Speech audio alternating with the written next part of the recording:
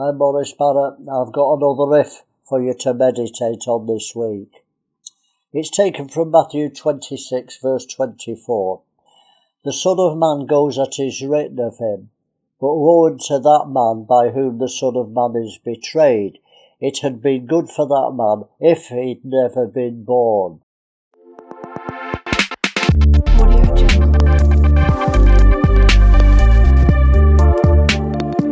Jesus is speaking to his disciples in the upper room. They'd just taken the Passover, he'd washed the feet, and then after the supper, after the Passover meal, he'd had the communion meal. And he was talking about Judas Iscariot, who betrayed Jesus for money. He said it was good for that man if he'd never been born. I believe Judas was damned. I do believe that you can be cut off from your salvation. You can't lose it, but I believe rare instances God will cut you off for rebellion, not for sin. Sin's always forgivable. So he's talking about Jesus, and what a warning for us today not to betray Christ. You know, Job, during this severe trial, said he wished he'd never been born. Let me read what he said, Job 3, verse 10 and 11. Because it shut not up the doors of my mother's womb, nor hid mine eyes from sorrow. Why didn't I die from the womb? Why did I not give up the ghost when I came out of the belly? Why didn't I die in the womb? Or when I was born, why didn't I die then? But Job was a righteous man, and he pleased God after his trial. Elijah said the same. He said, take me, Lord. But he was a righteous man, and God took him to heaven without dying. But Judas wasn't a righteous man, he was a thief, and he stole money that was designated for the poor.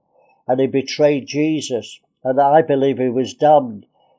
Jesus said he went to his place. I believe that was the lake of fire and damnation.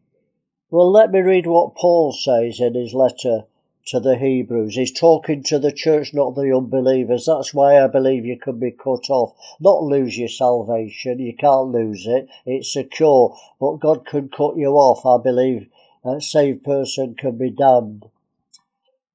Paul says this, if we sin willfully, so all sin can be forgiven, but this is rebellion. After we've received the knowledge of the truth, there remains no sacrifice for sins. No sacrifice for sins, no forgiveness, but a fearful looking for the judgment and fiery indignation which shall devour the adversaries. He that despised Moses' law died without mercy under 2 or 3 witnesses, no mercy for rebellion. Of how much sorer punishment do you suppose he shall be thought worthy, who trodden underfoot the Son of God, and counted the blood of the covenant, where was he sanctified an unholy thing, and has done despite to the grace of God. We're saved by grace. If you've fallen from grace, you've lost your salvation surely.